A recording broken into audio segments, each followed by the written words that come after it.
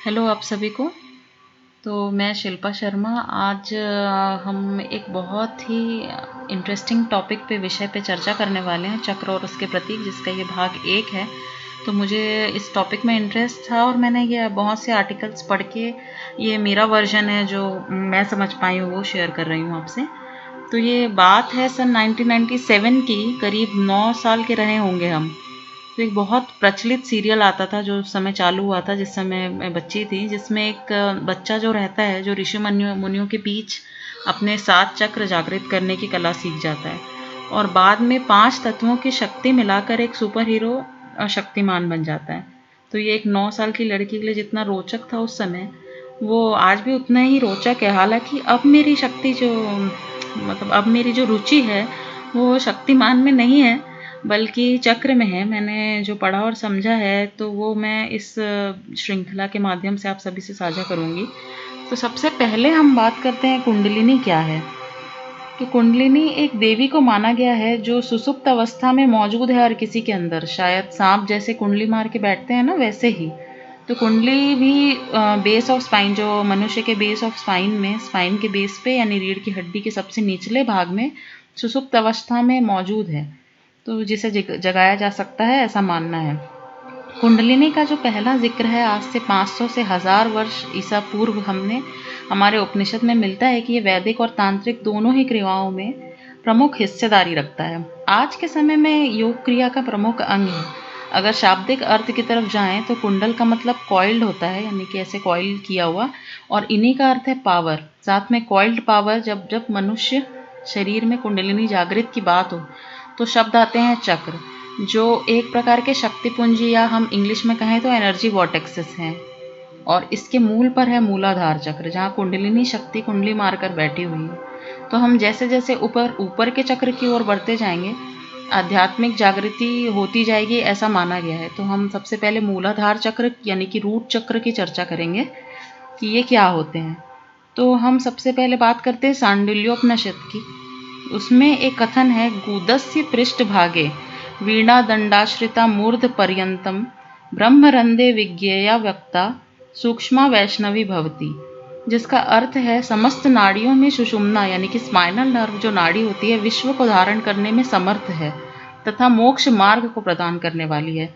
तो गुदा के पृष्ठ भाग में ये नाड़ी मेरुदंड यानी कि जिसे हम इंग्लिश में स्पाइन बोलते हैं, उसके आश्रित रहती है, या यूँ कहें कि उसके सपोर्ट के सहारे मस्तक में ब्रह्मरंध्र तक पहुँचती है। ब्रह्मरंध्र कहें तो स्कल के अंदर जाने का वो मार्ग को कहा जाता है, जहाँ से स्पाइनल नर्व ब्रेन पर पहुँचती है। तो इसी को हम वैष्णवी का रूप मानते हैं और इसी को कुंडलिनी माना जाता है। तो ऐसा माना जाता है कि कुंडलिनी जब जागृत की जाती है तब यही वैष्णवी स्वरूपा आदि शक्ति पूरे चक्र जागृत करती हुई एवं सभी 33 देवताओं को पार कर आखिरी चक्र यानी कि सहस्त्रार चक्र, क्राउन चक्र तक पहुंचती है और आदि योगी अर्थात भगवान शिव से मिलती है। इंटरेस्टिंग बात यह है कि 33 कोटिश देवता का वर्णन हमारे शास्त्रों में है और आज ये हम जानते हैं कि सुषुम्ना नाड़ी भी 33 रीढ़ की हड्डियों से सुरक्षित की गई है। तो हमारे शरीर में अब बात करते हैं पहले चक्र मूलाधार यानी रूट चक्र के बारे में। तो ये इसका सिंबल है, हम देख सकते हैं। नाम से ही जाहिर है कि यही सबसे मूल या बेसिक चक्र है और आधार का या बोले तो स्टेबिलिटी भी प्रदान करती है। इसके प्रतीक की बात करें तो इसका रंग जो है गहरा लाल है और जो दर्शाता है कि वाइटैलिटी क्या होती है, यानी कि जीवित अवस्था, जो वाइटैलिटी बोलते हैं ना, वाइटल साइंस हम साइंस में देखते हैं। तो ऐसा मानते हैं कि जब तक खून लाल है और बह रहा है कि हम जिंदा हैं। इसमें 4 कमल की पंखुड़ी हैं जो माइंड, इंटेलेक्ट, कॉन्शियसनेस और ईगो यानी बुद्धि, चित्त, अहंकार को दर्शाती है और मनस को दर्शाती है। स्क्वायर है बीच में जो स्टेबिलिटी अर्थात स्थिरता प्रदान करती है और नीचे की ओर जाता त्रिकोण भी है जो पृथ्वी तत्व की तरफ इशारा करता है।